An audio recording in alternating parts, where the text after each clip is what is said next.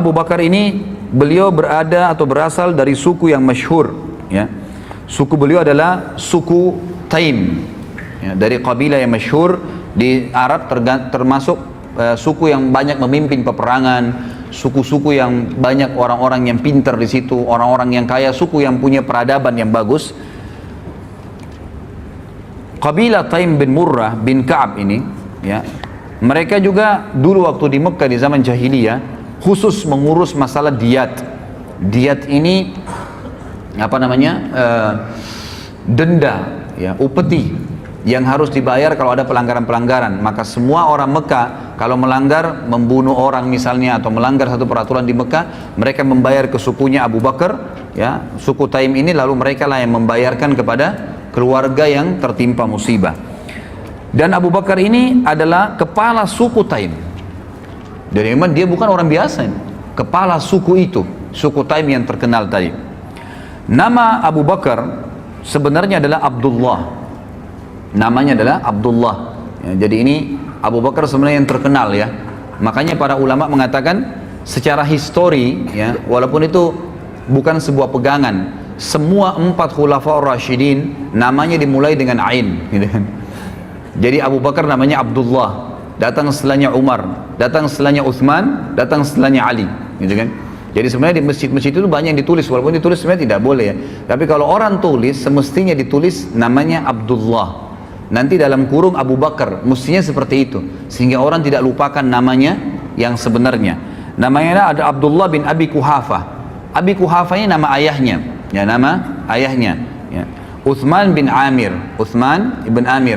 Dan saya mohon maaf, pernah saya sampaikan di salah satu pengajian saya, sudah diupload di YouTube. Saya keliru pada saat mengatakan, dan semoga Allah ampuni saya pada saat itu, ya. Saya sempat mengucapkan Abu Kuhafa tidak sempat masuk Islam, gitu kan. Padahal sebenarnya Abu Kuhafa sempat masuk Islam, dan ada riwayat sahih yang saya temukan bahwasanya Abu Kuhafa di akhir hidupnya di pembebasan kota Mekah sempat digendong oleh Abu Bakar, lalu Abu Bakar menuntunnya di depan Nabi SAW untuk syahadat, dan dia sempat Islam, ya, radhiyallahu anhum ajma'in. Dan ini memang karena saya kemarin kekurangan informasi, tapi insya Allah semoga Allah ampun. Dan ini bukan aib, ikhwah, ya. Perlu ambil pelajaran juga dalam majelis ilmu. Kalau seseorang itu salah, dia mengatakan maaf saya salah, saya keliru, dan diperbaikin. Itu sebenarnya yang benar. Karena kalau kita biarkan hanya karena kesombongan, hanya karena ego, akhirnya kita bukan penuntut ilmu sebenarnya. Ya, orang semua bisa salah, mengaku, oh ya saya salah, mohon maaf, saya keliru, lalu lurus datang kepada jalan yang benar. Itu yang benar. Penuntut ilmu memang begitu. Jadi ada saatnya mereka bisa mengakui kesalahannya dan memang membenarkan kalau mereka benar menyampaikan hujah yang ada, gitu kan. Jadi Abu Kuhafa radhiyallahu anhu meninggal dalam keadaan Islam. Abu Kuhafa ini namanya adalah Uthman bin Amir. Uthman ibn Amir. Ini namanya ayahnya Abdullah atau Abu Bakar radhiyallahu anhum. Dan ibunya bernama Ummul Khair, julukannya, ya, Ummul Khair panggilannya, dan namanya adalah Salma binti Sakhar bin Amir. Salma binti Sakhar bin Amir, ya. Sebelum masuk Islam, Abu Bakar ini namanya adalah Abdul Ka'bah. Abdul Ka'bah, pernah dipanggil Abdul, jadi hambanya Ka'bah, gitu kan. Ini ada alasannya, gitu kan. Jadi pada saat, ya, ibunya, jadi ada dua, ada di sini ibunya pernah, ya, di suku ibunya itu pada saat Abu Bakar belum lahir, selalu kalau ada anak laki-laki pasti lahir dalam kondisi cacat, ya. Sebelum Abu Bakar lahir beberapa waktu ini, kalau ada yang lahir bayi-bayi pasti cacat, atau memang dari hasil yang tidak sah, gitu kan.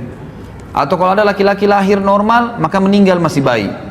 Maka ibunya bernazar, Ummul Khair bernazar, kalau seandainya Allah karuniai dia lahir anak laki-laki, dia akan menamakan Abdul Ka'bah, artinya dia akan abdikan kepada Ka'bah itu, ya, sebagai tanda, ya, pengabdiannya kepada Allah Subhanahu wa taala.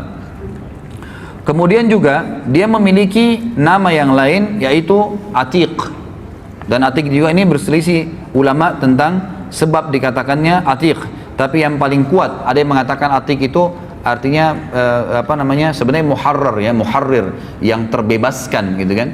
Ada yang mengatakan tadi kisah ibunya itu yang sukunya tidak ada yang melahirkan anak laki-laki, lalu dia mengatakan kalau anak ini lahir normal selamat, saya akan bebaskan dan saya akan seperti diserahkan kepada Ka'bah. Ada yang mengatakan juga karena putihnya warna kulit beliau radhiyallahu anhu, maka dikatakan atiq, terbebaskan dari warna hitam gitu kan kulitnya. Tapi yang paling kuat adalah pendapat yang menggunakan hadis yang sahih, di mana Nabi SAW memang pernah mengatakan kepada para sahabat pada saat sahabat lagi pada ngumpul, maka kata Nabi SAW, siapa yang ingin melihat orang yang terbebaskan dari api neraka, atikum minan nar, falyanzur ila hadzal rajul, maka dia lihat ke orang ini, ditunjuklah Abu Bakar. Semenjak itu kata Aisyah radhiyallahu anha dalam hadis Bukhari, Abu Bakar juga dipanggil dengan Atiq, Atiq. Kalau Abu Bakar, Bakar ini bukan nama anaknya ya, bukan nama anaknya, tapi Bakar ini dari kata-kata Bakkara yubakkiru, yang artinya awal-awal waktu, ya itu. Yang dari awal dikatakan Abu Bakar karena dia awal masuk Islam, orang termasuk yang awal masuk Islam. Jadi biasanya kan kalau dia punya anak maka dikatakan Abu Fulan ya, tapi ini bukan Bakar nama anaknya, tapi ini karena dia baru masuk Islam dan karena dia orang yang pertama dari kalangan laki-laki dewasa masuk Islam, maka dikatakan Abu Bakar. Ini sebab dinamakan Abu Bakar. Sementara dari sisi khalqiyah ya, sisi khalqiyah itu ciptaan fisiknya, disebutkan Abu Bakar ini orangnya kurus gitu kan, badannya kurus, kemudian beliau memiliki kulit yang berwarna putih, serta beliau memiliki tinggi yang sedang ya. Aisyah memberikan gambaran urat-urat di tangannya terlihat ya, karena kurus badannya radhiyallahu anhu. Tapi kita akan lihat nanti bagaimana perannya, dan kita ambil dari kenapa kita sebutkan ciri fisiknya ini, agar kita lihat ternyata fisik bukan jadi tolok ukur, bukan jadi tolok ukur dalam Islam. Bisa orang itu kecil, bisa orang itu cacat, bisa itu orang mungkin di mata manusia kecil, tapi di mata Allah Azza wa Jalla besar. Abdullah bin Mas'ud radhiyallahu anhu pernah naik di atas sebuah pohon kurma dalam hadis Bukhari, kemudian karena kurus sekali Abdullah bin Mas'ud itu, jadi kurusnya itu antara tulang sama ototnya sama yang tersirat dari dagingnya itu hampir sama karena kecil sekali gitu kan. Waktu dia naik di atas pohon kurma, Abdullah bin Mas'ud, Anda selalu dengar hadisnya diriwayatkan oleh Abdullah bin Mas'ud, sahabat yang mulia, kita mungkin tidak tahu fisiknya, ternyata kurus sekali. Dia naik di atas sebuah pohon ikhwas sekalian, kemudian ada angin menyingkap bajunya ya, sedikit kelihatan betisnya, maka para sahabat sempat tertawa spontan, bukan niat ingin mengolok ya, karena tiba-tiba lihat orang kok kurus sekali gitu, mereka tertawa. Lalu Nabi SAW itu dari situ Nabi SAW mengatakan, apakah kalian tertawa dengan dua betisnya Ibnu Mas'ud? Demi zat yang ubun-ubunku dalam genggamannya, maksudnya demi Allah, dua betisnya Ibnu Mas'ud di timbangan hari kiamat lebih berat daripada gunung Uhud. Jadi bukan itu tolokan masalah fisik, walaupun fisik dalam Islam juga boleh dianjurkan untuk dijaga. Tapi kita lihat nanti di sini Allah SWT lebih menuju atau lebih tersasar kepada hati seseorang. Abu Bakar adalah seorang pedagang. Kalau keterampilan beliau adalah pedagang yang sangat mahir, dan beliau memang tinggal di sebuah lokasi ya di Mekah itu, yang memang lokasi itu seperti umumnya sekarang ya, ada seperti komplek gitu ya. Di sekitar situ memang yang tinggal orang-orang kayanya Mekah, dan dia tinggal bertetangga dengan Khadijah radhiyallahu anhum ajma'in gitu kan. Dan para ulama sejarah hampir semua sepakat mengatakan persahabatan antara Nabi SAW dengan Abu Bakar justru setelah Nabi SAW menikah dengan Khadijah dan bertetangga dengan Abu Bakar. Disitulah Nabi SAW mengenal Abu Bakar, dan Abu Bakar mengenal Nabi SAW. Dan beliau juga termasuk ya orang yang paling mahir dan mengetahui tentang silsilah orang-orang Arab. Jadi setiap orang kalau mau datang nanya, si fulan dari turunan mana, suku ini dari mana, beliau mengetahui semua, dan orang banyak bertanya kepada beliau di Mekah. Dan beliau juga adalah, tadi seperti saya katakan, kepala suku dari suku Taim, ya suku Taim. Sementara pernikahan beliau radhiyallahu anhu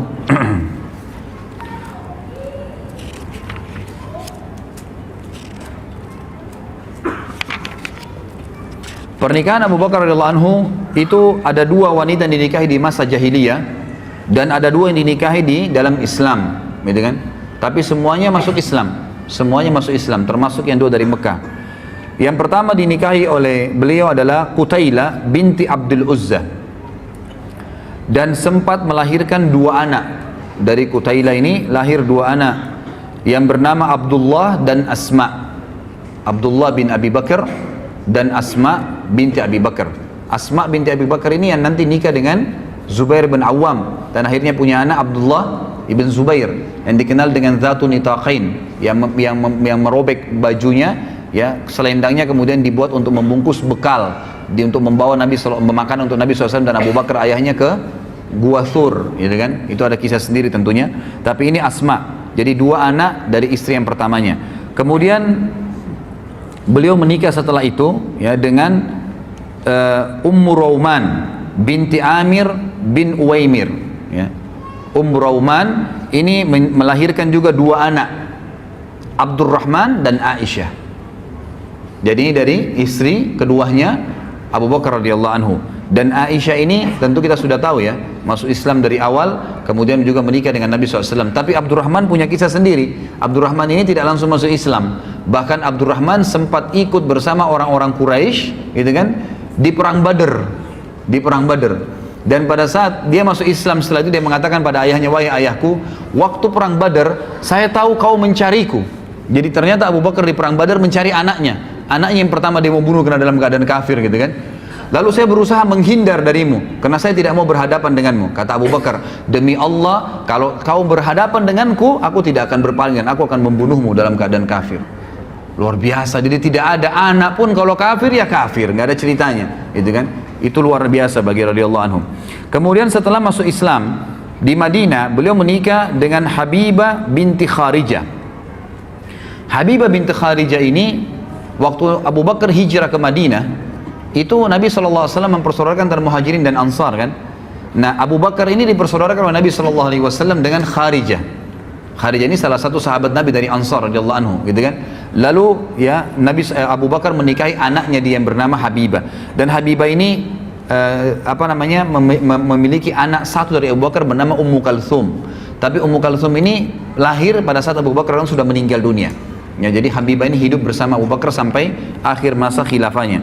Kemudian istri yang dinikahi yang keempat adalah Asma binti Umais, dan ini melahirkan anak satu bernama Muhammad.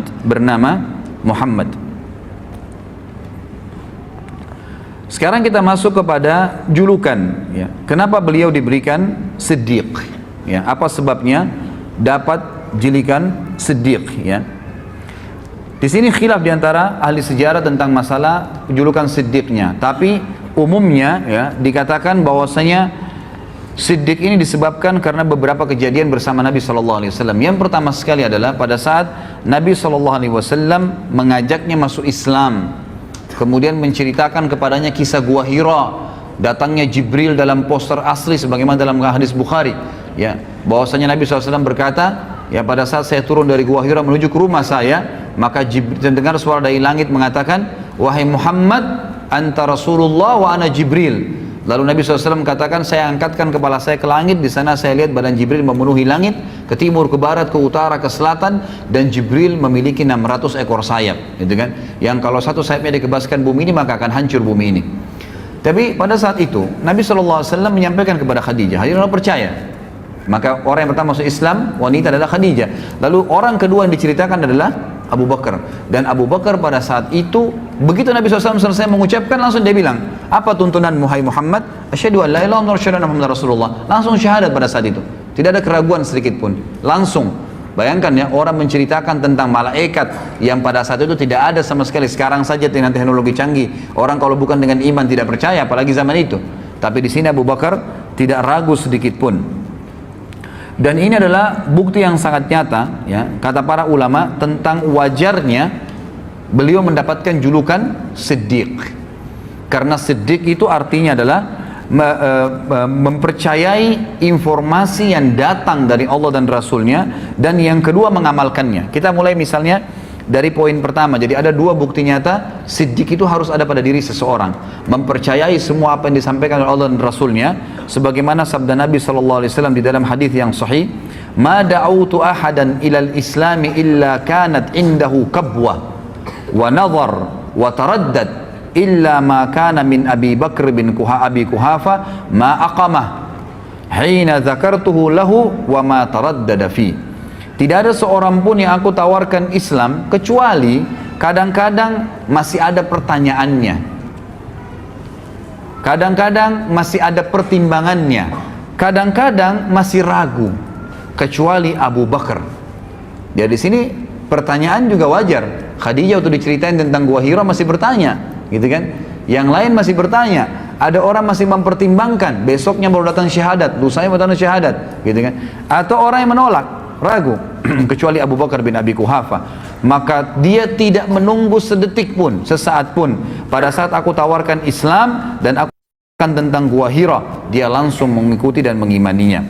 Ini berarti ciri siddiq yang pertama. Artinya kalau antum mau jadi orang siddiq, harus antum yakin Allah dan Rasulnya ada dan benar, serta itu jadikan patokan hidup. Yang kedua, ya, kata para ulama, patokan utama orang menjadi siddiq yang Abu Bakar tunjukkan adalah tadbiq al-haq wa nashrihi.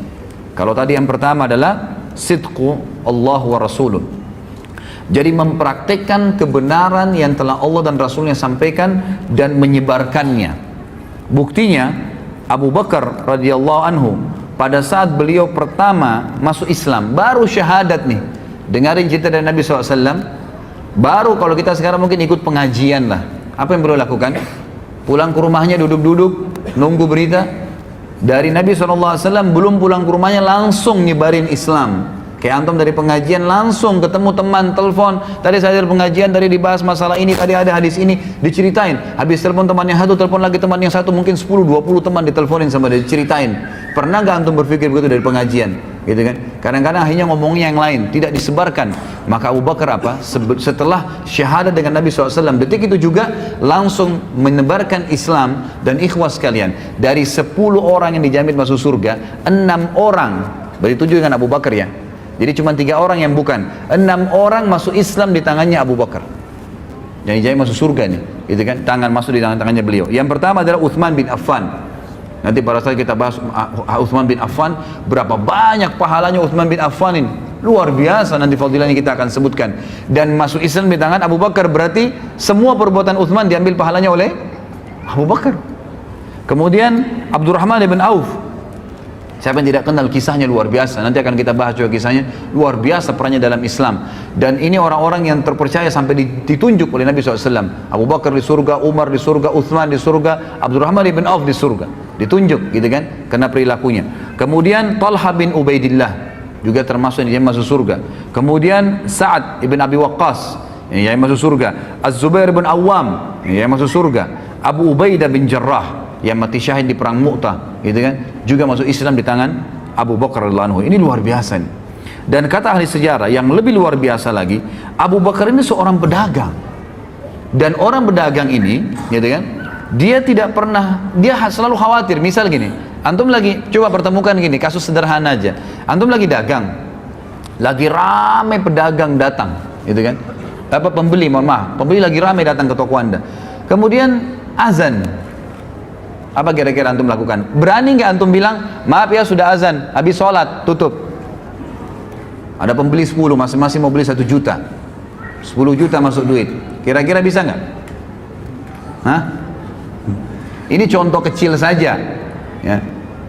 Jadi kalau pada saat azan tiba, berhenti, maaf ya, sudah azan, saya mau berhenti, tutup. Ikhwah, saya temukan ada orang di Makassar lakukan itu. Ada satu supir angkot ikhwas sekalian, terkenal kisahnya di Makassar. Itu kalau dia lagi jalan, yang biasa supir angkot kita tahu semoga Allah berikan hidayah, kadang-kadang ugal-ugalan, ini enggak rapi kalau di jalan gitu kan. Ternyata dia sering ikut pengajian, taklim, pengajian sunnah di Makassar diikutin sama dia. Maka pada saat dia nak jalan nih, azan duhur nih, dia bilang maaf Bapak Ibu sekalian, azan, saya mau sholat di masjid, yang mau ikut sholat silakan, yang tidak mau nggak usah bayar, silakan cari mobil lain. Parkir. Yang ikut sholat, dia dapat pahala orang yang sholat. Ada yang turun, mungkin ada yang ngoceh segala, dibiarin sama dia. Pokoknya sholat. Subhanallah, keluar dari masjid, penuh lagi mobilnya. Ini orang yang sidq. Benar, Allah dulu, yang lainnya urusan ke belakang. Gak ada masalah. Seperti itu contohnya ya. Abu Bakar ini seorang pedagang ikhwas sekalian. Dan pada saat dia syahadat, artinya dia mengkufuri semua Tuhannya orang-orang Mekah yang pada saat itu disembah. Dan konsumen dia terbesar adalah orang-orang Mekah. Dia tidak pernah takut kehilangan konsumennya, gitu kan. Tetap dia buktikan dan dia iklankan kalau dia sudah syahadat. Kemudian juga Abu Bakar tidak pernah ragu dalam hal-hal menginfakkan hartanya di jalan Allah Subhanahu wa taala. Tidak pernah ragu sedikit pun. Dan nanti akan kita berikan banyak contoh-contoh di antara membebaskan budak-budak.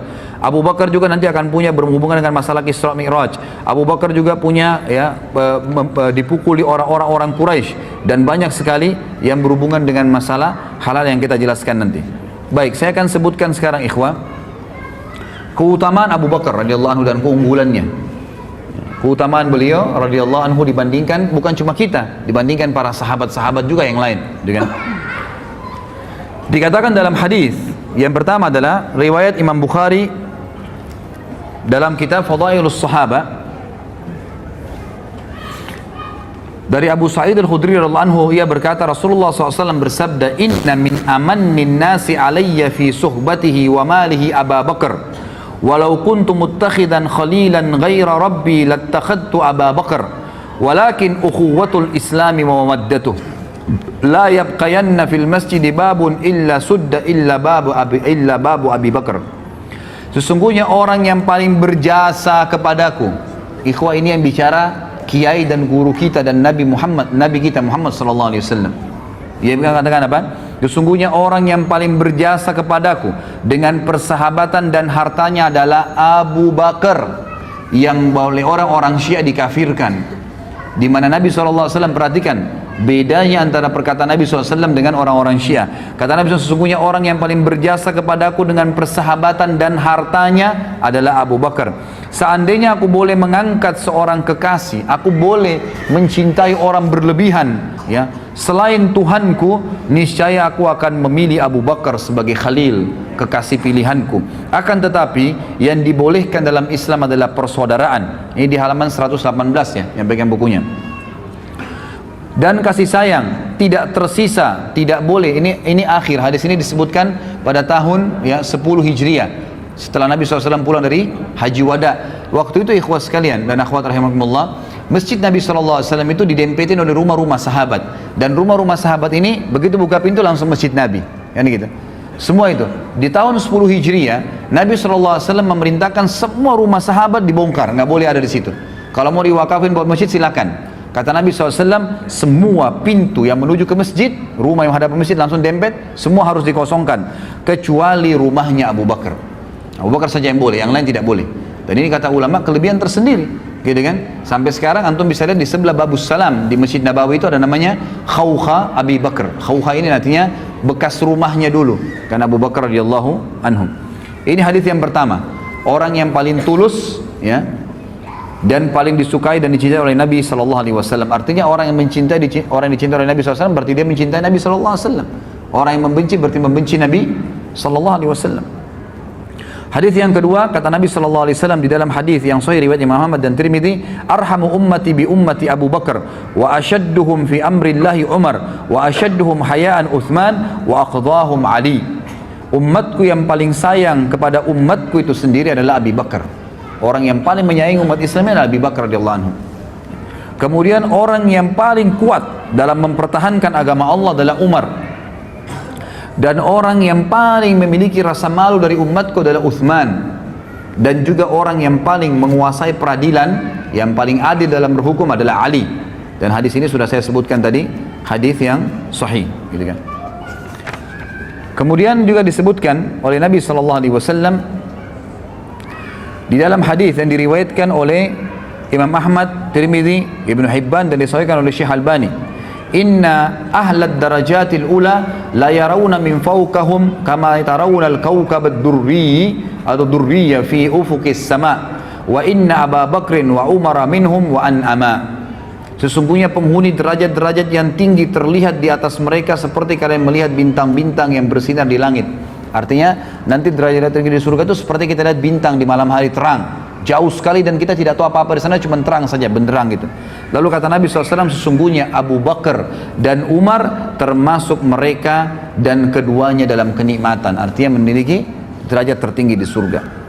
Juga dalam hadis yang lain, ya, kata Nabi SAW di dalam hadis yang diriwayatkan oleh Imam Tirmidzi dan disahihkan oleh Syekh Albani, kata Nabi SAW, ma li ahadin indana yadun illa waqad kafa'nahu ma khala Abu Bakar fa inna lahu indana yadan yukafi'uhu Allahu biha yaumal qiyamah wa ma nafa'ani malu ahadin qattun ma nafa'ani mali Abi Bakar malu Abi Bakar walau kuntu muttakhidan khalilan lattakhadtu Abu Bakrin khalila wa inna sahibakum khalilullah.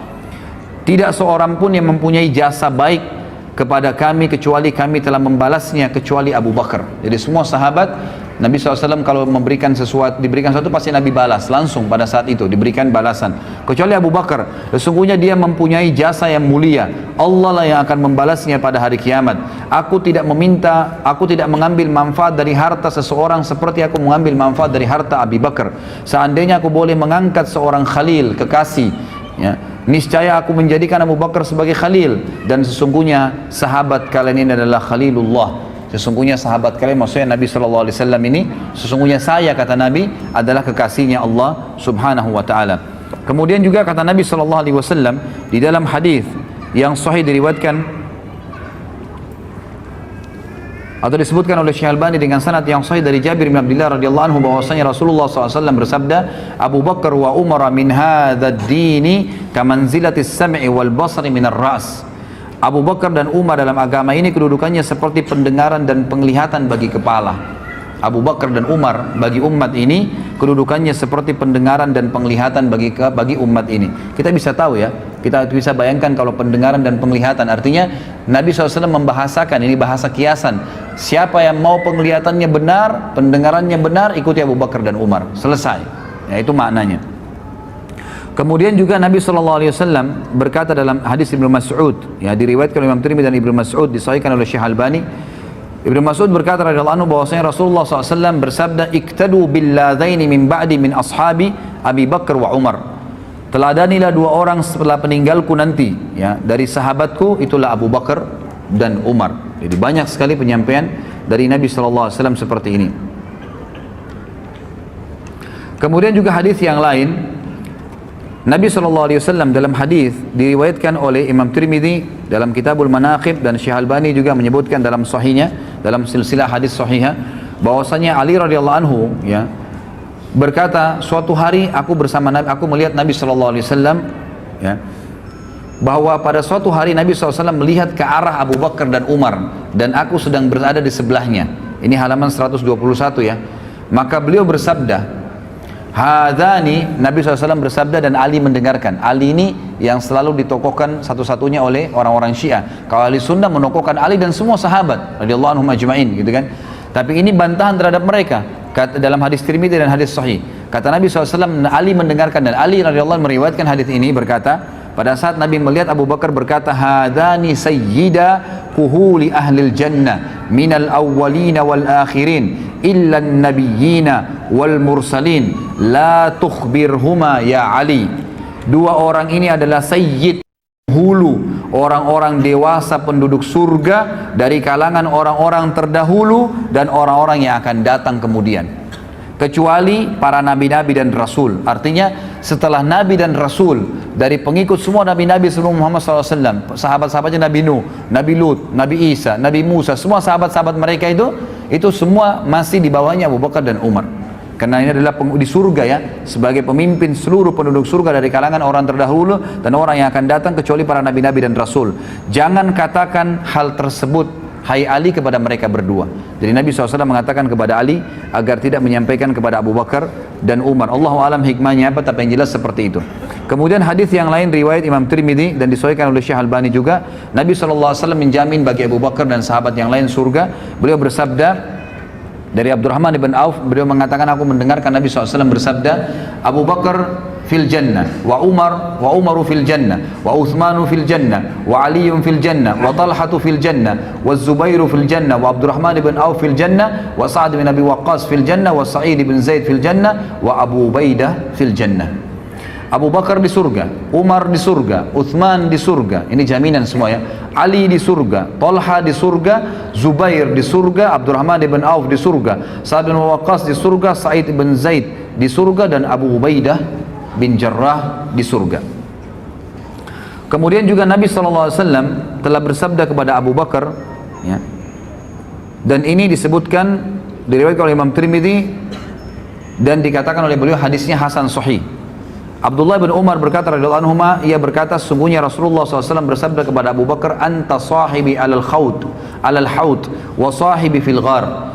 Engkaulah adalah sahabatku di haud, di telaga nanti. Maksudnya orang yang paling pertama menemani Nabi SAW untuk menunggu umat Muhammad SAW, dan sahabatku di gua. Dan kata para ulama hadis, artinya Abu Bakar tanpa hisab dia sudah menunggu di haud bersama Nabi SAW.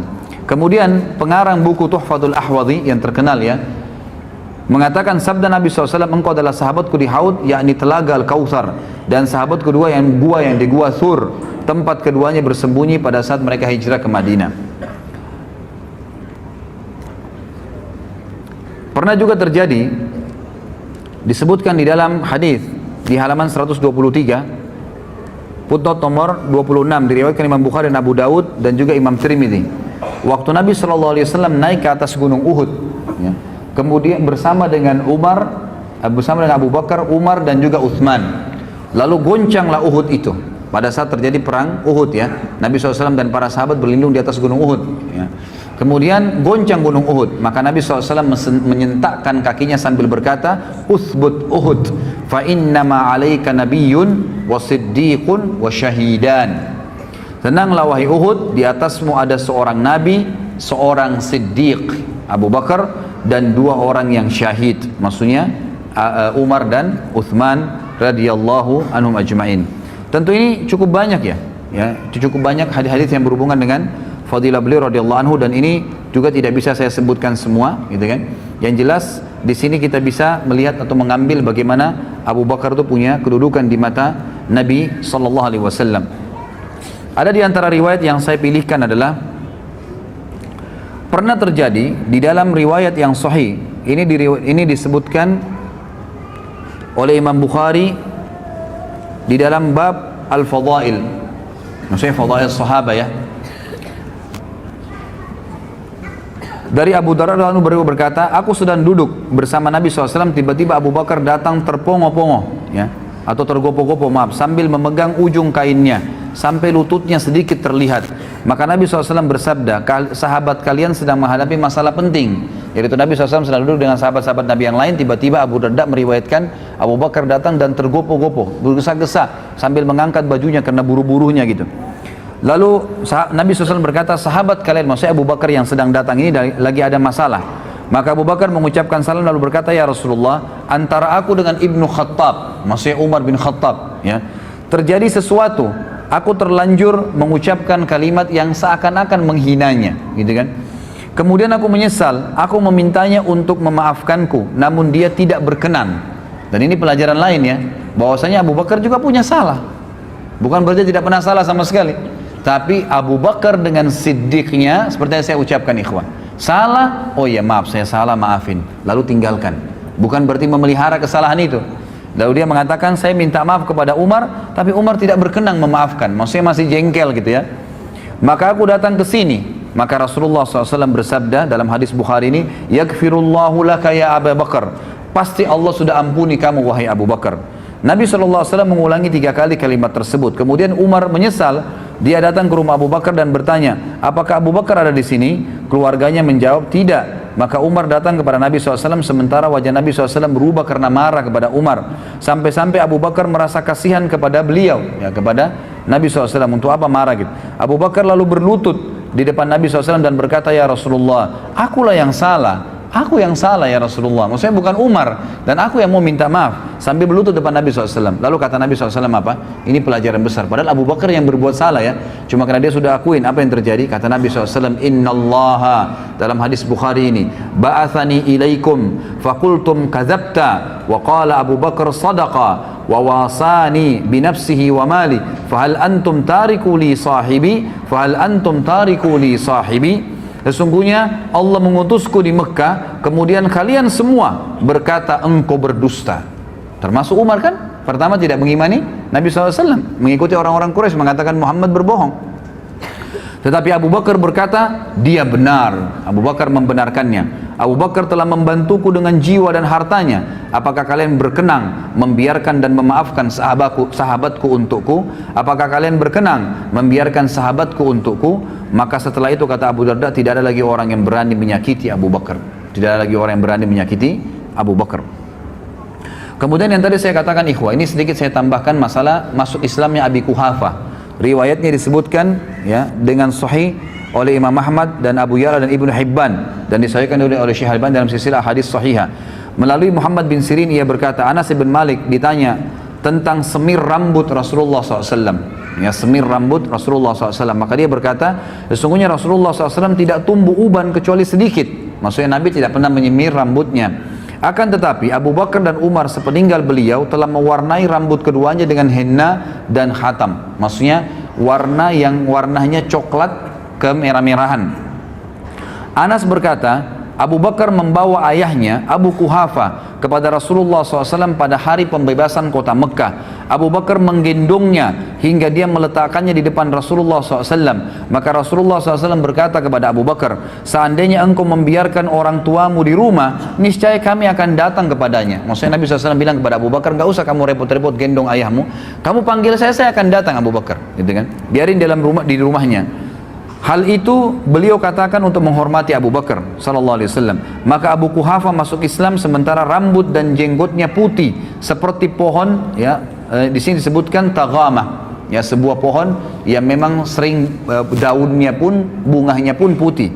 Maka Rasulullah SAW bersabda, ubahlah keduanya, tetapi jangan dengan warna hitam. Jadi hadis ini sebenarnya menyebutkan tentang masalah bolehnya mewarnai selain putih ke warna selain hitam, boleh merah, boleh warna yang lain yang kira-kira tidak menyolok, tapi yang dipakai bukan Umar adalah henna. Henna ini warna coklat kemerah-merahan. Allahu alam, ini yang dibolehkan.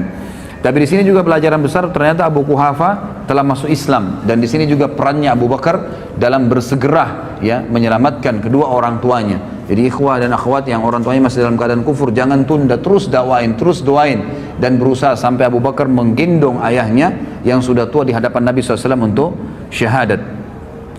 Kemudian juga Abu Bakar adalah orang yang paling dicintai, sebagaimana Amr bin As disebutkan dalam hadis riwayat Muslim dan Tirmidzi. Amr bin As ini sahabat Nabi yang terkenal sekali, ya, pakaiannya selalu bersih, tampan orangnya, selalu wibawa. Orang kalau lihat suka sekali Amr bin As, gitu kan? Dia yang ditunjuk oleh Umar bin Khattab menjadi membebaskan Mesir, Afrika, dan menjadi gubernur di Mesir, gitu. Amr bin As ini, saking setiap ketemu dengan Nabi SAW, ikhwah, selalu Nabi ajak ngomong, selalu ngobrol. Jadi Amr bin As ini mengira dialah orang yang paling dicintai. Dan ini termasuk bahasan dalam akhlak Nabi SAW. Nabi selalu bermuamalah dengan orang, siapapun sama semua, gitu, sama semua. Sampai orang itu mengira dia orang yang paling dicintai. Amr bin As dengan bangga berkata, ya Rasulullah, aku ingin bertanya pada anda, depan sahabat-sahabat yang lain nih. Dia pikir karena selama ini muamalahnya Nabi khusus gitu sama dia. Lalu dia bilang, siapa orang yang paling anda cintai ya Rasulullah? Kata Nabi SAW, Aisyah, ya, istrinya. Lalu kata sahabat, kata Amr bin As, bukan ya Rasulullah, laki-laki maksud saya, gitu kan? Langsung kata Nabi SAW, ayahnya, maksudnya Abu Bakar. Jadi di sini Amr bin As sempat terkagetkan, dia pikir dialah selama ini orang yang paling dicintai oleh Nabi SAW. Abu Bakar, ikhwah, satu-satunya orang yang mendapatkan jaminan akan masuk dari 8 pintu surga dan akan dipanggil namanya hari kiamat dan didengar oleh seluruh orang, sebagaimana disebutkan di dalam hadis riwayat Imam Bukhari dan Muslim. Kata Nabi SAW dari Abu Hurairah radhiyallahu anhu, man anfaqa zawjaini min syai'in minal asya'i fi sabilillah du'iya min abwabil jannah ya Abdullah hadha khair faman kana min ahli salati du'iya min babis salah wa man kana min ahli jihadi du'iya min babil jihad wa man kana min ahli sadaqah du'iya min babis sadaqah wa man kana min ahli siyami du'iya min babis siyam wa babir rayyan, ya. Jadi di sini dikatakan barang siapa yang menginfakkan sepasang harta, maksudnya di sini adalah dia menginfakkan dirham dan dinar, itu kan, seperti itu, atau 2 hewan jantan dan betina dari segala sesuatu di jalan Allah, dia dipanggil dari pintu-pintu surga. Wahai hamba Allah, ini adalah kebaikan. Barang siapa yang termasuk orang-orang yang mendirikan solat, maka dia dipanggil dari pintu solat. Siapa yang berjihad dipanggil dari pintu jihad. Siapa yang bersedekah dipanggil dari pintu sedekah. Barang siapa yang termasuk, ya, orang-orang yang berpuasa dipanggil dari pintu puasa, dan itu namanya pintu rayyan, ya. Artinya gini ikhwan, semua pintu itu nanti sesuai dengan amal-amal ibadahnya orang. Ada orang yang punya di setiap pintu istana, dia bisa datangin kapan saja kalau dia mengerjakan jenis-jenis ibadah ini. Kata Abu Bakar, ya Rasulullah, adakah orang yang dipanggil dari semua pintu itu, semua dia bisa dapat di surga? Nggak ada pintu yang tidak dipanggil, gitu kan? Maka kata Nabi SAW, ya, dan aku berharap engkaulah orangnya, engkaulah orangnya. Jadi ini pernyataan yang jelas, ya, bagaimana Abu Bakar radhiyallahu anhu ditunjuk oleh Nabi SAW termasuk orang yang dipanggil dari 8 pintu tersebut. Ada banyak orang tidak menyadari, ikhwas sekalian, bahwasanya hidup, ya, yang paling baik adalah mencintai Nabi SAW. mencintai Nabi sallallahu alaihi wasallam. Dan tidak ada orang ikhwah yang mencintai Nabi SAW melebihi Abu Bakar. Tidak ada orang yang mencintai melebihi Abu Bakar. Ada kisah ikhwah panjang sekali, saya ringkaskan begini. Pada saat Abu Bakar, ya, pada saat Nabi SAW sedang tawaf, dan hadis ini disebutkan oleh Ibnu Hajar dalam Bidayah wan Nihayah, dan rawi-rawinya semua thiqat, dan Al-Haythami juga menyebutkan dalam Majma', dan juga rawi-rawinya semua dikatakan oleh Bazzar thiqat, dan Bazzar menukil riwayat ini sepanjang, selengkapnya semua, dan ini hadis sahih. Suatu hari Nabi SAW sedang tawaf di Ka'bah, kemudian tiba-tiba Nabi SAW dikeroyokin oleh orang-orang Quraisy. Pada saat dikeroyokin oleh orang-orang Quraisy, gitu kan, maka ada yang menarik baju Nabi SAW, ada yang mendorong Nabi SAW, ada yang berusaha memukul Nabi SAW, dikeroyokin, gitu kan. Dan tidak ada satu orang pun yang berani untuk membela Nabi SAW waktu itu. Sampai datangnya Abu Bakar, ya. Abu Bakar kebetulan waktu itu dikatakan adalah kepala suku Taim. Datang kemudian mendobrak orang-orang Quraisy tersebut. Dan Ali berkata, pada saat itu kami semua menyaksikan, ya, tidak ada seorang pun di antara kami yang berani membela Nabi SAW karena banyaknya orang-orang Quraisy yang mengurumuni Nabi SAW. Sampai datangnya Abu Bakar, lalu Abu Bakar memindahkan mereka satu persatu, mendorong dan memukuli satu sama yang lain sambil berkata, ya, apakah kalian mau membunuh seseorang yang mengatakan Tuhanku Allah? Lalu datanglah orang-orang Quraisy mengurumuni Abu Bakar sampai datangnya seseorang yang bernama Utbah bin Rabi'ah. Yani Utbah bin Rabi'ah nanti yang mati di perang Badar, terbunuh di tangan Hamzah radhiyallahu anhu, ya. Maka Utbah bin Rabi'ah pun memegang Abu Bakar lalu menghantamkan sendal yang terisikan dengan dobel karet yang keras ke wajah Abu Bakar dan menjatuhkan Abu Bakar ke tanah, lalu duduk di atas dadanya dan terus memukuli Abu Bakar sampai tidak bisa dibedakan antara hidung dan wajah Abu Bakar karena banyaknya darah yang mengalir, dan akhirnya Abu Bakar pun terpinsankan. Lalu datanglah suku Taim membela Abu Bakar sampai-sampai mereka memikul Abu Bakar, ya, dengan dengan kain, sehelai kain, dan mereka membawa ke rumahnya. Dan waktu itu Ummul Khair, ya, ibunya Abu Bakar masih ada, dan Ummu Khair pun ini duduk sambil menyangka Abu Bakar anaknya sudah meninggal dunia. Mereka terus berusaha memanggilnya, menyadarkannya, membersihkan luka-lukanya sampai sore hari.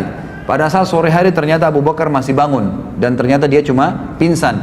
Kalimat yang paling pertama diucapkan oleh Abu Bakar pada saat bangun, bagaimana keadaan Rasulullah Muhammad SAW dalam kondisi sakit keras, gitu kan. Lalu orang-orang sukunya yang kafir-kafir, yang memang tadinya memang membela karena kesukuan, mengatakan tinggalkan saja dia. Bukannya dia peduli dirinya, malah dia peduli dengan temannya, gitu kan. Maka Abu Bakar pun tetap mengucapkan kalimat bagaimana keadaan Rasulullah kepada ibunya. Kata Ummul Khair, waktu itu belum masuk Islam, ya. Dia mengatakan, saya tidak tahu tentang keadaan temanmu. Kata Abu Bakar, coba tanya kepada Ummu Jamil bint Khattab. Ini salah satu muslimah, sahabiat, gitu kan. Coba tanyakan kepada Ummu Jamil. Ini yang pegang buku di halaman 130, 131 ya kisahnya. 130 sampai 131. Jadi ini saya ringkaskan. Sekarang saya sedang bahas 131 di paragraf pertama. Pergilah kepada Ummu Jamil binti Khattab, tanya kepadanya. Ummu Jamil ini kebetulan seorang sahabiat yang sudah masuk Islam, gitu kan. Lalu datanglah Ummu Jamil kepada Abu Bakar, lalu berkata, Abu Bakar mengatakan, bagaimana keadaannya Rasulullah SAW? Kata Ummu Jamil, ada ibumu, Ummul Khair. Kata Abu Bakar, tidak ada masalah, sampaikan saja. Maka Ummu Jamil mengatakan dia dalam keadaan baik. Maka Abu Bakar pun mengatakan Alhamdulillah, ya. Kemudian Abu Bakar pada saat sudah bisa bangun sedikit saja, beliau disuruhkan makan oleh Ummul Khair, ibunya. Beliau mengatakan, demi Allah saya tidak akan makan sampai saya mengetahui tentang keadaan Rasulullah Sallallahu Alaihi Wasallam, sampai saya bertemu dengan beliau. Maka Ummul Khair pun ibunya dan Ummu Jamil meminta Abu Bakar agar bersabar dulu sampai orang-orang selesai bubar semua, ya, karena ini keadaannya tadi tegang, dikeroyokin, ya, orang berkelahi pada saat itu. Setelah itu keduanya memikul Abu Bakar sampai di depan Nabi SAW, dan pada saat tiba di sana Rasulullah SAW pun mencium Abu Bakar, ya, mencium Abu Bakar, dan kaum muslimin menyaksikan masalah tersebut. Lalu Rasulullah SAW sangat terharu melihat keadaannya, hidungnya sudah hancur, gitu kan, penuh dengan darah semua, dan tidak bisa ngomong pun, tergagak-gagak ngomongnya. Lalu berkata, Ya, Abu Bakar, tidak ada apa-apa ya Rasulullah. Aku tidak apa-apa demi ibu dan ayahku tebusannya. Maksudnya ini biasa orang-orang Arab mengatakan begitu. Maksudnya Anda lebih berni daripada ibu dan ayah saya. Itu bukan sumpah ya, tapi perkataan santun diucapkan. Tebusannya ayah dan ibuku ya Rasulullah, aku tidak apa-apa. Terus Abu Bakar mengatakan sambil menangis, dan Rasulullah SAW mengecup kepala Abu Bakar. Ya, dan ini ya, dan lalu Nabi SAW mendoakan Abu Bakar dengan doa yang baik, yang doa yang baik. Lalu Abu Bakar sempat pada saat itu mengatakan, ya Rasulullah, ini ibu saya, Ummul Khair, orangnya baik, orangnya santun, ajaklah dia masuk Islam dan doakanlah. Maka Nabi SAW pun akhirnya ya mengajak masuk Islam, dan masuk Islamlah Ummul Khair pada saat itu. Masuk Islam ibu Abu Bakar, jadi ibu dan ayahnya masuk Islam. Tapi di sini diangkat oleh penulis buku, judulnya khusus tentang bagaimana cintanya Abu Bakar kepada Nabi SAW, dengan bukti dalam keadaan sakit pun tidak mau makan, tidak mau minum, ya dalam kondisi berdarah semuanya, tetap dia membela Nabi SAW dan mendahulukan melihat beliau, memastikan keadaannya baru beliau mau makan dan minum. Kemudian juga ada di sini disebutkan ada perilaku Abu Bakar yang kata beliau tidak bisa digambarkan lagi dengan kata-kata. Disebutkan oleh Ali radhiyallahu anhu,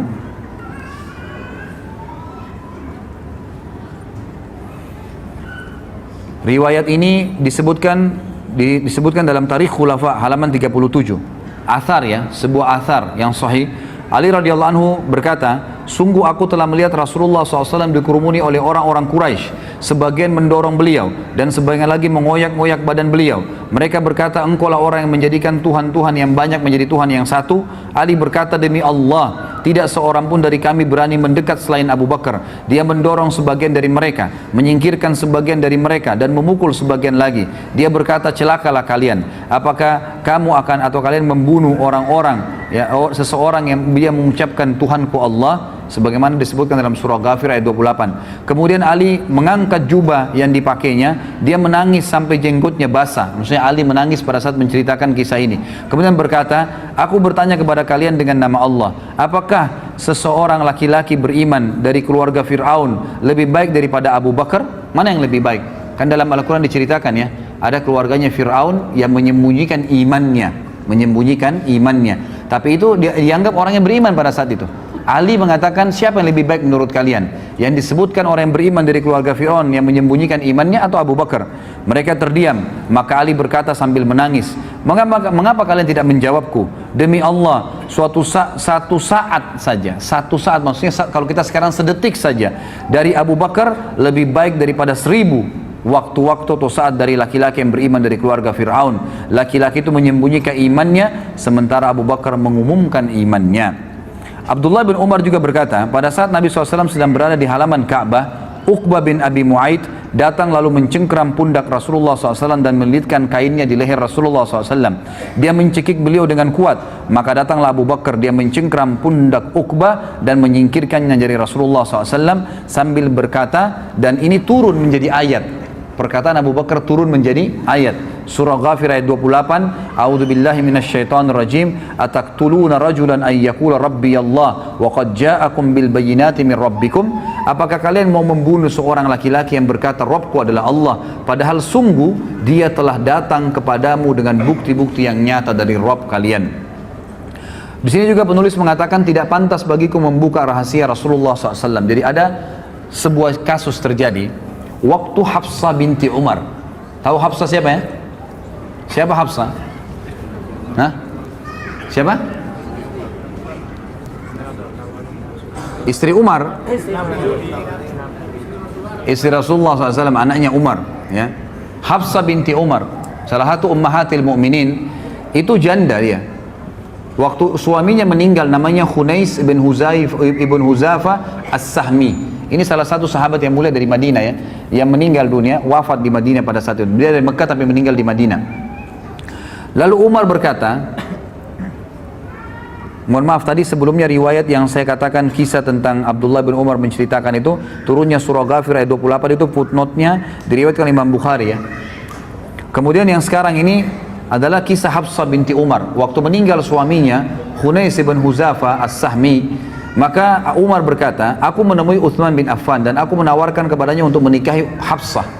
Dan dia menjawab, aku akan fikirkan. Beberapa malam kemudian Uthman datang menemuiku dan berkata, saat ini aku belum niat untuk menikah lagi.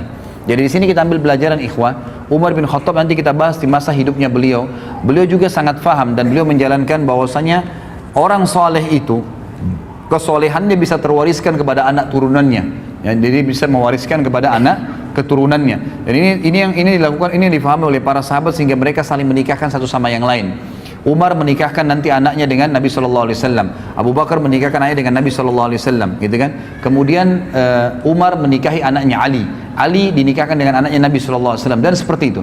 Uthman menikah dengan kedua anak perempuan Nabi SAW. Jadi memang ini menikahkan anak perempuan dengan orang saleh, ini satu hal yang luar biasa dalam agama, harus difahamin. Waktu Hafsah jadi janda, selesai masa iddahnya, Umar sudah keliling. Dan Umar bukan datang kepada anak-anak muda. Waktu itu Hafsah kata ahli sejarah masih muda. Umurnya masih ya mungkin 20-an tahun, 22 tahun, masih muda.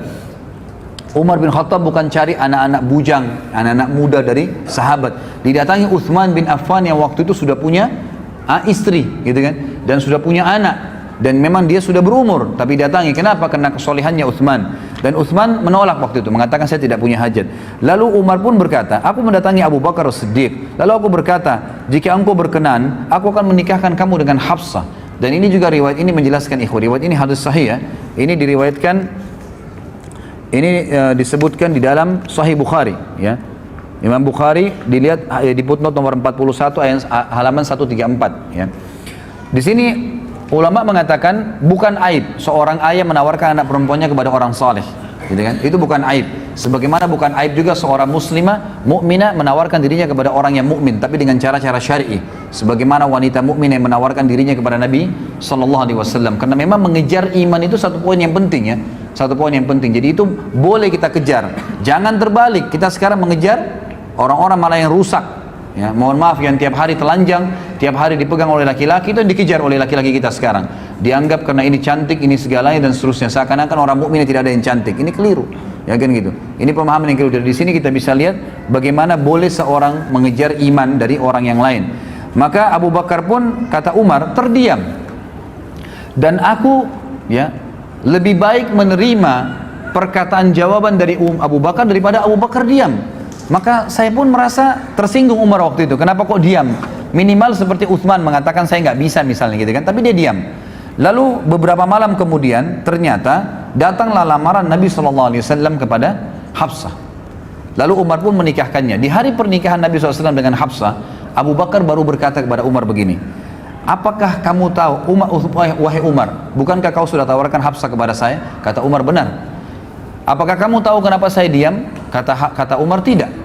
Kata Abu Bakar apa? Yang menghalangiku untuk memberikan jawaban kepadamu atas permintaanmu itu adalah karena aku mengetahui bahwasanya Rasulullah SAW telah menyebut nama Hafsah. Tidak pantas bagiku membuka rahasia Rasulullah SAW. Seandainya Rasulullah SAW tidak berkenan, niscaya aku yang akan menerima tawaranmu. Jadi di sini jelas Abu Bakar radhiyallahu anhu bukan tidak mau menikahi Hafsah, tapi tidak mau mendahului Nabi SAW karena Nabi sempat menyebutkan namanya Hafsah pada saat meninggal. Nabi tidak bilang saya akan nikahi Hafsah, tidak. Cuma mengatakan Hafsah kesihan, meninggal suaminya. Maka Nabi SAW, maka Abu Bakar tidak mau mendahului Nabi SAW. Kalau Nabi tidak nikahi, barulah dia nikahi. Kita lihat kemudian bab yang lain ikhwah sekalian adalah infak Abu Bakar di jalan Allah Subhanahu Wa Taala. Mungkin mohon maaf kalau ikhwah tidak keberatan dan akhwat, kalau seandainya azan duhur nanti, ya, dan anda tidak buru-buru, kita lanjutkan setelah sholat duhur ya, karena memang ini masih ada beberapa poin-poin. Kalau ada yang punya hajat mendesak tidak ada masalah meninggalkan tempat, tapi kalau enggak, saya berharap kita tuntaskan materinya. Kita masuk ke poin yang lain adalah infak Abu Bakar di jalan Allah Subhanahu Wa Taala. Infak Abu Bakar di jalan Allah Subhanahu Wa Taala disebutkan dalam hadis ya, diriwayatkan oleh Imam Bukhari, disebutkan oleh Tabarani dalam Kitabul Al-Kabir dari Ibnu Abbas dan dihasankan oleh Syekh Albani. Kata Nabi SAW, ma ahadun a'lamu indi yadan min Abi Bakar wasani binafsihi wa mali wa ankahani ibnatah.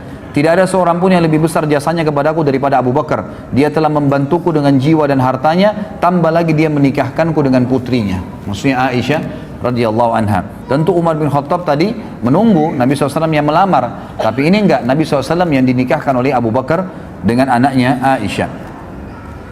Kemudian dikatakan juga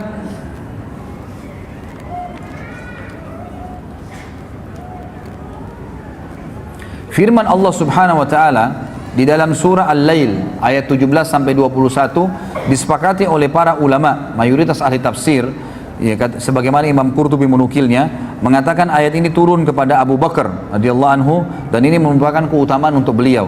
Turun firman Allah Al-Lail 17 sampai 21 bunyinya a'udzubillahi minasyaitonirrajim wa sayujannabuhal atqa alladhi yu'ti malahu yatazakka wa ma li ahadin indahu min ni'matin tujza illa ibtigha'a wajhi rabbihil a'la wa la sawfa yarda.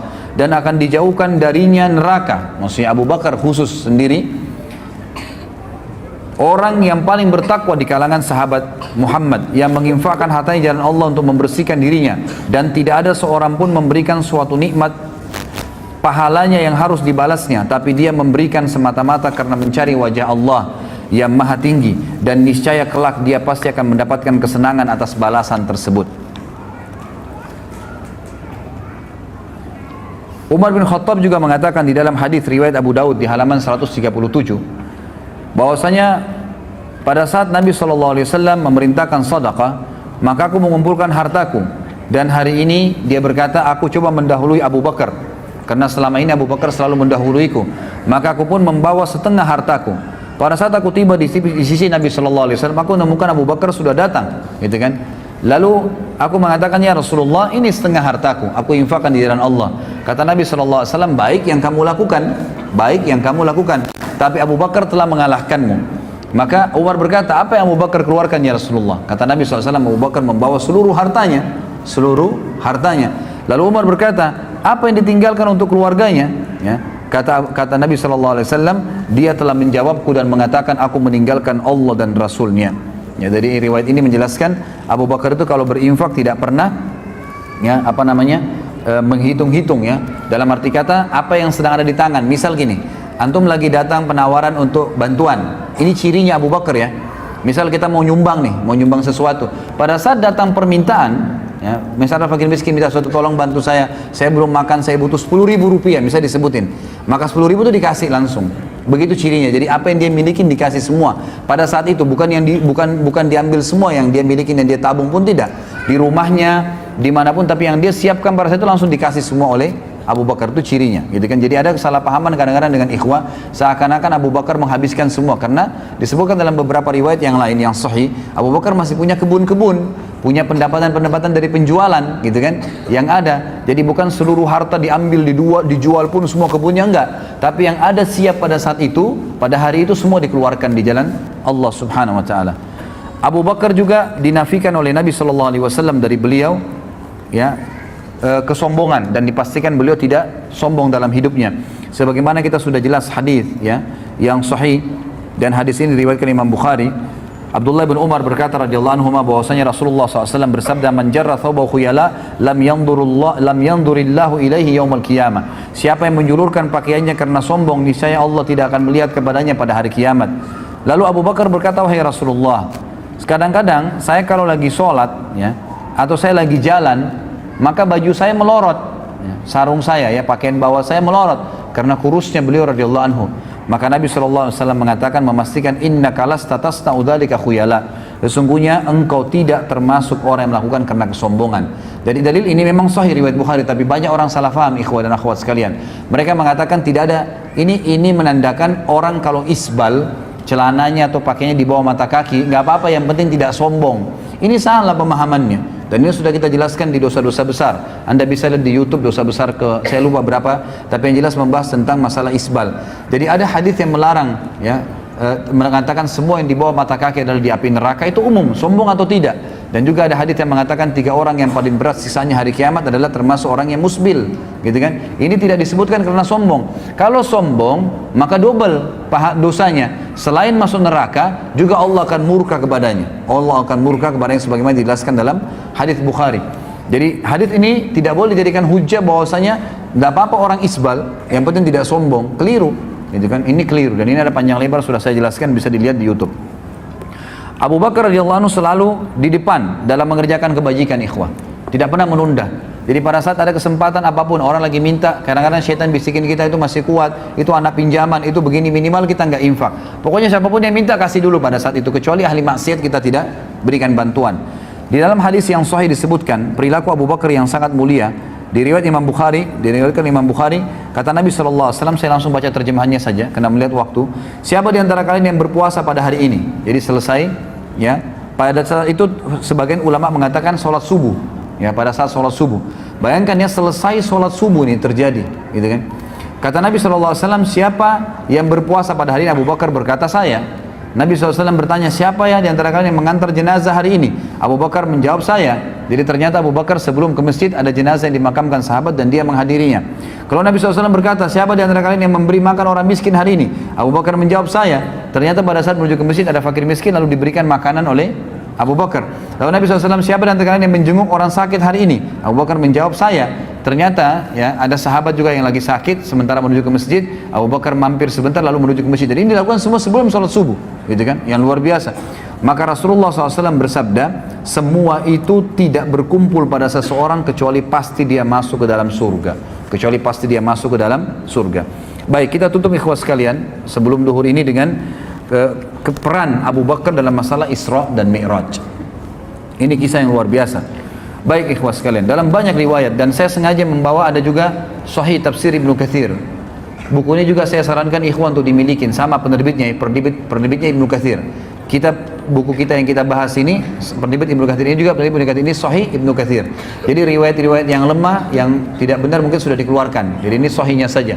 Di sini Anda bisa baca tentang tafsir surah Al-Isra ayat 1. Dan ini banyak sekali ikhwas sekalian yang tidak faham, bahkan menukil kisah yang tidak benar, seakan-akan mengatakan bahwasanya riwayat yang mengatakan ya Nabi SAW ketemu dengan Nabi Musa AS di langit itu, kemudian Nabi Musa suruh kembali lagi menghadap kepada Allah lalu diringankan dari 50 waktu sholat ke 50. Ini adalah Israiliyat.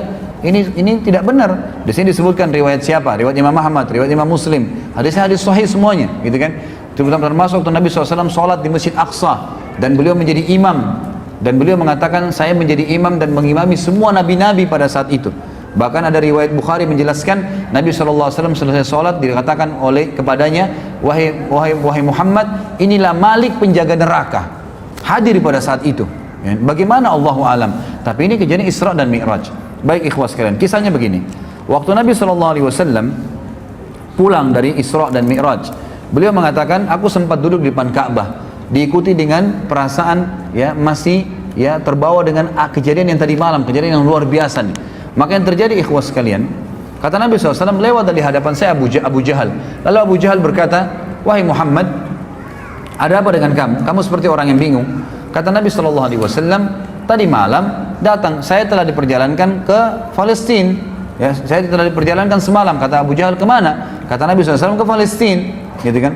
Lalu Nabi SAW ceritain, datang kepada saya Jibril membawa burak itu adalah kuda yang berwarna putih dan bersayap, dimanapun matanya mandangin sebuah tempat, kakinya sudah tiba di sana. Lalu kemudian saya tiba di Palestina, lalu kemudian saya masuk dan saya mengikat tali kekangan kuda burak tadi dan saya masuk ke dalam. Kemudian pada saat saya masuk ke dalam, gitu kan, kemudian saya temukan pada saat itu semua nabi-nabi berkumpul. Lalu kemudian saya masuk dan menjadi imam, mensolati mereka. Saya melihat Ibrahim, dan Ibrahim paling mirip seperti saudara kalian ini, maksudnya seperti beliau sallallahu alaihi wasallam. Dan saya melihat Isa yang rambutnya basah seakan-akan baru keluar dari kamar mandi. Dan saya pun melihat Musa yang berkulit kehitam-hitaman dan badannya kekar serta berbulu, ya seperti dari suku, ada satu suku Arab, saya lupa namanya, tapi disebutkan sebuah suku negara Arab, dari Jazirah Arab.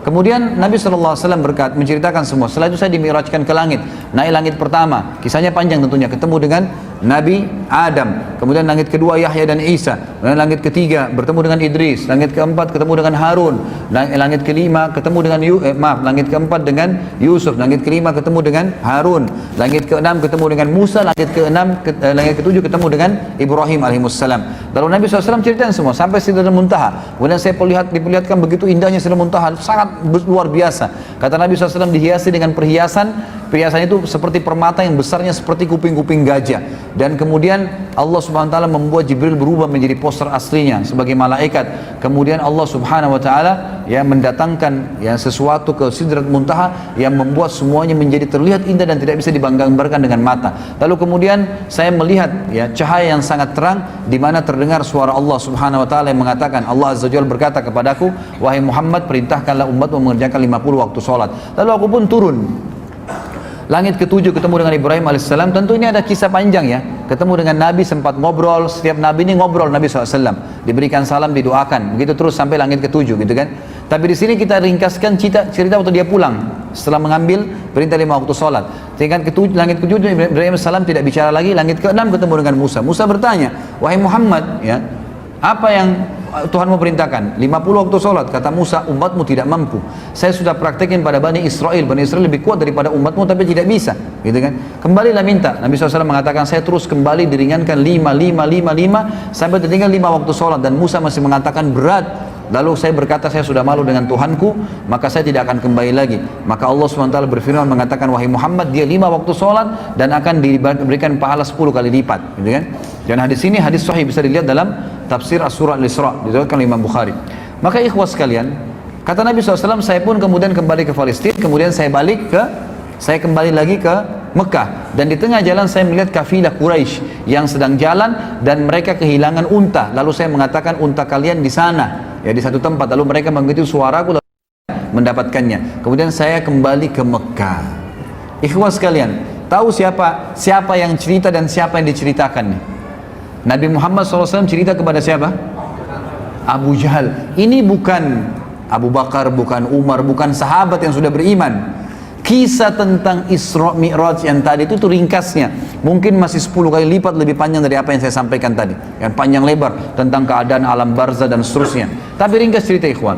Abu Jahal langsung mengatakan, wahai Muhammad, kau mau ceritain nggak orang Mekah kalau saya panggil mereka? Kata Nabi SAW, tentu saja. Ya, pertama kali Abu Jahal mau memanggil masyarakat Mekah mendengar dakwah Nabi SAW. Apa tujuannya? Tujuannya ternyata mengatakan, ya, kata para ahli sejarah, dia ingin mempermalukan Nabi SAW. Dan dia bilang, ini cerita bohong. Dari mana ini? Ada kuda bersayap bisa terbang, Palestina perjalanan sebulan bolak-balik, mana bisa, nggak mungkin. Lalu Abu Jahal pun mengatakan kepada orang-orang Mekah, dalam beberapa athar dikatakan naik sebuah gunung namanya Gunung Abi Kubais, tempat mengiklankan informasi di Mekah. Kemudian dia naik dan di sebelahnya ada Nabi SAW. Orang-orang Mekah kalau lihat orang naik di Gunung Abi Kubais, semuanya pada ngumpul dan semuanya tahu ada informasi penting. Dan mereka tambah kaget karena di atas Gunung Abi Kubais ada Abu Jahal, raja mereka orang-orang kafir di Mekah, dan ada Muhammad SAW. Nabi Muhammad SAW adalah orang yang terpercaya di Mekah, tokoh Quraisy, dan belum pernah dua-duanya ini bersatu sama-sama di tempat akan disampaikan informasi. Orang-orang kafir Mekah berkumpul karena Abu Jahal, para sahabat kumpul karena Nabi SAW. Apa terjadi ikhwan? Abu Jahal mengatakan, silakan Abu Bakar, silakan Rasulullah, silakan Muhammad, sampaikan. Nabi SAW ceritain Isra Mi'raj, kejadiannya begini, semua panjang lebar sampai selesai. Apa yang terjadi ikhwan? Orang-orang kafir dari orang Mekah tambah kafir. Ini gila nih, nggak mungkin. Gimana caranya? Perjalanan Mekah Palestina sebulan ditempuh dalam satu malam pulang pergi? Nggak mungkin. Itu satu bulan itu pergi ya, pulang pergi berarti 2 bulan. Itu tidak mungkin. Bagaimana caranya bisa nggak mungkin? Ini gila, nggak mungkin. Lalu sahabat-sahabat pun yang sudah beriman, itu mereka bimbang. Tapi ini Nabi, nggak mungkin salah. Abu Jahal turun dari gunung Abi Kubais sambil ketawa mengatakan apa ikhwan? Ya, sekarang agamanya Muhammad sudah habis. Sampai ke Darun Nadwa dia bilang kepada orang Quraisy, berita gembira wahai Quraisy, agamanya Muhammad sudah habis. Kata mereka, kenapa? Tuh lihat Muhammad di bawah gunung Abi Kubais dikerumunin orang, dia berbuat cerita bohong, ceritanya begini. Abu Jahal tidak sadar dengan hikmah Allah menceritakan Isra Mi'raj. Begini, Muhammad ceritain semua. Tinggal satu orang, kata Abu Jahal. Kalau satu orang ini kalian bisa rusak keyakinannya, maka agamanya Muhammad habis. Cari Abu Bakar. Abu Bakar waktu itu lagi di kebun kurmanya di luar kota Mekah. Maka datang mereka semua. Termasuk ada beberapa sahabat Nabi yang waktu lihat Abu Jahal jalan rame-rame dan mendengar pembicaraan itu ikut. Mau dengar juga. Abu Bakar bilang apa nih? Orang lagi pada bimbang pada saat itu. Informasi yang tidak ada teknologi bisa sampai begitu luar biasanya gitu.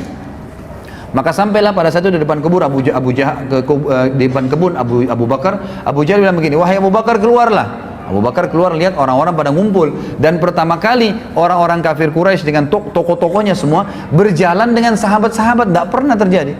Dan langsung kata Abu Bakar, ada apa Abu Jahal? Abu Jahal bilang, temanmu Muhammad sudah gila.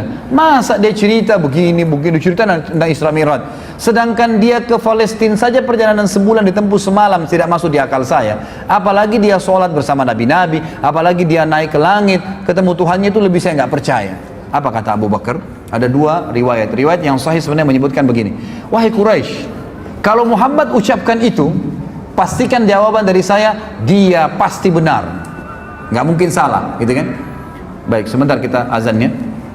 Dia pasti benar. Lalu kemudian ya berkata dalam riwayat yang lain, ya riwayat Bukhari juga, kata Abu Bakar, kalau aku, hai Quraisy, kalau Muhammad ucapkan dia pasti benar. Dan ditambah lagi dengan perkataan, dia telah mengucapkan kepada saya hal-hal yang dia katakan datang dari langit, turun dari langit. Saya sudah yakini, apalagi kalau cuma sekedar dia naik, sama saja. Turun dengan naik sama saja, apa bedanya? Kalau dia turun dari langit saya percaya, apalagi kalau naik, gitu kan? Tapi ada sebuah athar yang luar biasa, ikhwan. Apa kata Abu Bakar? Wahai Quraisy, kalau di depan mata saya ada sebuah tembok warnanya putih terang, dan Abu Bakar mengatakan, tidak wahai Muhammad, tidak wahai Abu Bakar, itu hitam, maka saya akan bohongkan mata saya dan saya katakan, oh iya, mata saya yang salah, hitam. Apa yang terjadi, ikhwah? Abu Jahal teredam kekufurannya pada saat itu, gak bisa buat apa-apa. Ternyata Abu Bakar yang dia ingin rusak keyakinannya sudah mengatakan, kalau depan mata saya tembok putih terang, mata saya lihat putih. Muhammad bilang, enggak Abu Bakar, itu hitam. Oh iya, saya yang salah, hitam, gitu. Jadi matanya pun dibohongkan. Ini luar biasa keyakinannya, gitu kan? Luar biasa kejujuran dengan Nabi SAW. Lalu Abu Bakar tahu ini ada masalah. Dia berkata kepada para sahabat, di mana Rasulullah SAW? Oh, Rasulullah di bawah gunung Abi Kubais, dikerumunin orang. Abu Bakar segera datang dari jauh teriak, ya Rasulullah, ya Rasulullah, sengaja teriak-teriak gitu. Orang-orang pada balik semua. Seperti di masjid ini kalau ada yang panggil saya dari belakang, pasti antum bilang, loh ini ada yang panggil, kita balik semua. Siapa orang itu? Jadi Abu Bakar sengaja, dan orang-orang dengar nih. Pada saat Abu Bakar sambil jalan mendekati Nabi SAW, beliau mengatakan, Abu Jahal telah cerita kepada saya. Lalu Abu Bakar menceritakan Isra Mi'raj lengkap. Jadi makin nyebar beritanya. Terus sampai depan Nabi SAW, lalu kata Abu Bakar apa? Benarkah ya Rasulullah? Kata Nabi SAW dengan jelas, benar wahai Abu Bakar. Abu Bakar mengucapkan ikhwan dan akhwat kalimat yang kata ulama dengan kalimat ini Islam sampai kepada kita. Kalau dia tidak ucapkan, kita tidak kenal Islam sekarang. Dia bilang apa? Anda pasti benar. Depannya orang semua, nggak mungkin salah, pasti benar. Semua kekufuran jadi redam pada saat itu. Sahabat-sahabat yang sudah reda keyakinannya jadi kuat imannya. Lalu apa yang terjadi? Abu Bakar kuatkan lagi, sempurnakan, mengatakan apa? Wahai dia katakan, ya Rasulullah, kami tahu di Mekah ini ada orang-orang yang sudah sering lihat Palestina, lihat Masjid Aqsa, tahu pintu gerbangnya Palestina, penulisnya Masjid Aqsa, tahu jalan-jalannya. Anda kan belum pernah, kami tahu Anda belum pernah. Kami datangkan orang-orang Quraisy, datang orang-orang Quraisy yang pernah tahu ke sana, termasuk Abu Bakar sendiri pernah ke Palestina, tahu kan itu. Ya Rasulullah, ceritakan buat kami. Lalu Abu Bakar sempat berkata kepada mereka, wahai Quraisy, Muhammad akan ceritakan tentang Palestina dan Masjid Aqsa. Kalau dia ucapkan seperti yang kalian tahu, berarti kalian harus meyakininya. Tapi kalau dia mengucapkan tidak seperti itu, maka kalian boleh membohonginya. Lalu Nabi SAW ceritain, kata Nabi SAW dalam hadis Bukhari, dibukakan oleh Allah Masjid Aqsa di hadapan mataku. Lalu aku ceritakan pintu gerbangnya, warnanya, jumlah tiang-tiangnya, jumlah jendelanya. Sampai mereka mengatakan, Muhammad benar, Muhammad benar, Muhammad benar. Nggak ada salahnya, semua diucapkan. Lalu Nabi SAW tutup, dan kita tutup dengan kisah ini ikhwah. Nabi SAW mengatakan, wahai Quraisy, untuk meyakinkan lagi, kalau kalian ingin yakin tentang benar kejadian tersebut, sungguh waktu saya balik dari Mekah ke Palestina, ada kafilah kalian, ada beberapa ekor unta dan ada fulan, nama-nama orang Quraisy, dan mereka sempat kehilangan unta di tengah jalan. Saya sempat bilang unta kalian di lembah sana. Mereka ke sana, mereka temukan unta tersebut, dan unta yang paling depan warna putih, di lehernya ada kain merah. 2 hari lagi sampai di Mekah. Orang-orang Quraisy 2 hari kemudian, ikhwas sekalian, ini penutupan kisah, mereka semua yang beriman dan kafir berkumpul di sebuah pintu namanya pintu Bani Syaibah, pintu gerbangnya Mekah. Situ mereka kumpul, dan ternyata betul sebelum duhur tiba, sebelum waktu duhur, sebelum teriknya matahari, datang kafilah tersebut, dan seperti yang Nabi SAW ceritakan, jumlah untahnya dan orang-orangnya, serta unta paling depan warna putih, di lehernya ada kain merah. Lalu berkatalah orang-orang Quraisy, wahai kafilah, kalian dari mana? Mereka bilang kami dari Palestina. Lalu orang-orang Quraisy di Mekah bilang,